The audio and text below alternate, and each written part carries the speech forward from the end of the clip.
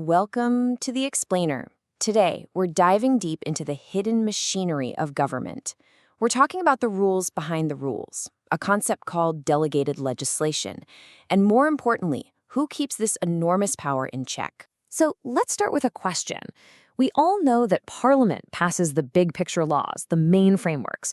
But have you ever really thought about who writes the thousands of incredibly detailed technical rules that fill in all the gaps? Who's deciding the nitty-gritty specifics that affect pretty much everything we do? Well, the answer is something called delegated legislation. Essentially, this is law made by the executive branch, think government ministries or agencies, using powers that have been loaned to them by the legislature. Now, this is absolutely necessary for any modern government to function, but it also creates a huge tension, a real challenge to the core idea of the separation of powers. And that brings us to the absolute heart of the matter. How do we make sure this vast, sprawling power is used fairly, legally, and doesn't end up just steamrolling the rule of law? How do we prevent the executive from overstepping its bounds? So let's break down the entire system of control. Here's how we're going to tackle this. First, we'll look at how Parliament itself keeps a check on things. Then, we'll dive into when the courts can step in. After that, we'll explore the procedural guardrails that are built right into the system. And finally, we'll look at the whole accountability web of independent bodies. All right, first up, let's go right to the source, the legislature or Parliament. How does it make sure the power it's handed out doesn't get out of control? The fundamental principle here is so important. Delegating power is not the same as abandoning responsibility.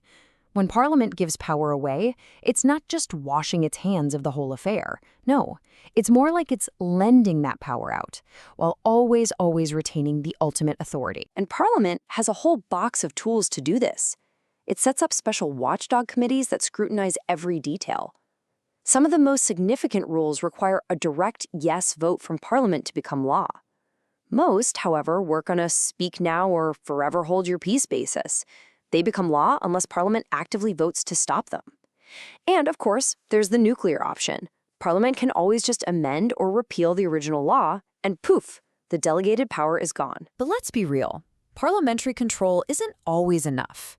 What happens when the executive might have already done something illegal? Well, that's when we turn to our second line of defense, the courts. The court's main weapon is a powerful legal doctrine with a Latin name ultra vires. It literally means beyond the powers. This is the absolute bedrock of judicial control. To put it simply, if a public body does something it wasn't legally authorized to do, a court can declare that action to be a legal nothing. It's null and void, as if it never happened. Now, this idea actually has two different faces.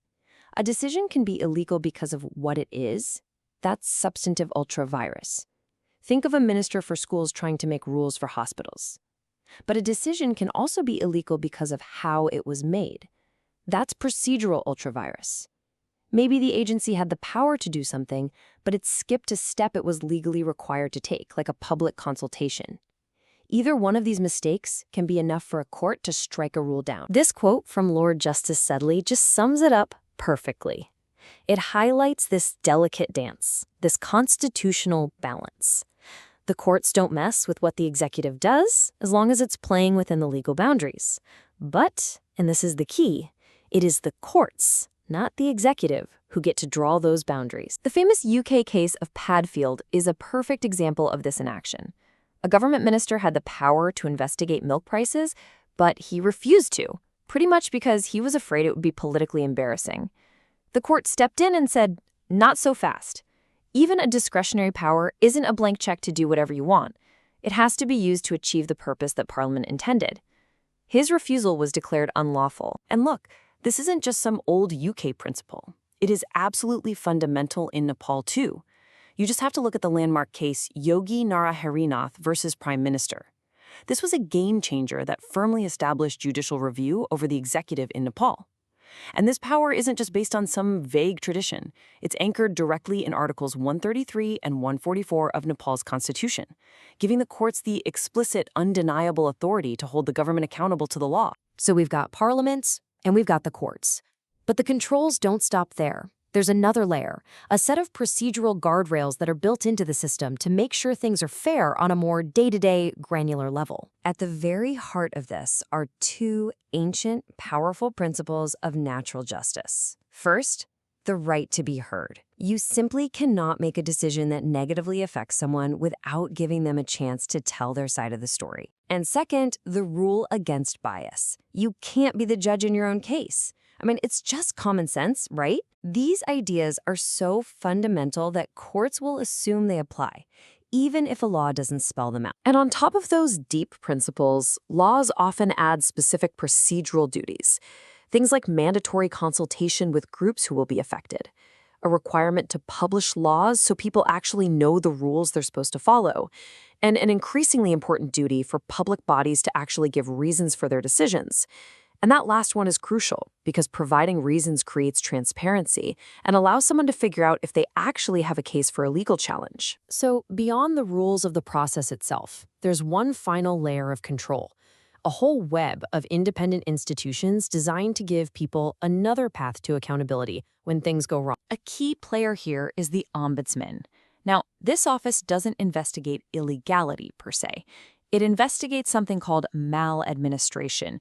We're talking about things like gross inefficiency, unfairness, rudeness, or just sheer incompetence from a government body.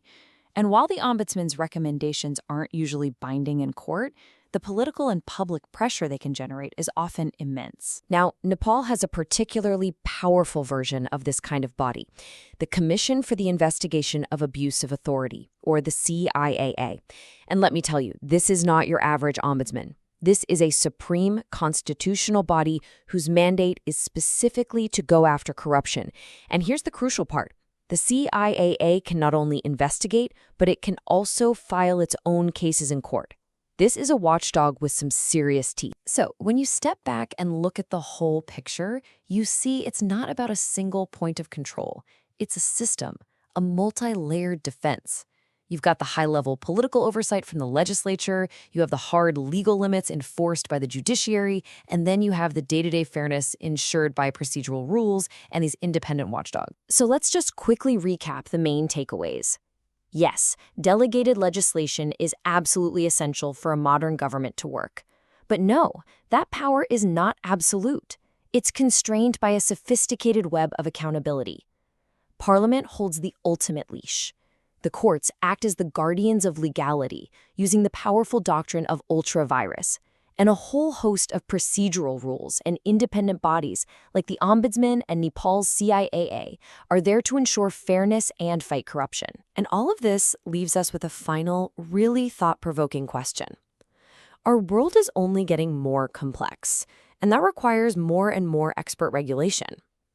So who really should have the final say on the rules we all live by? Should it be the politicians we elect, the independent judges who interpret the law, or the expert administrators who write the regulations in the first place? There's no easy answer here, but understanding this whole system of control is the absolute first step. Thanks for joining us on The Explainer.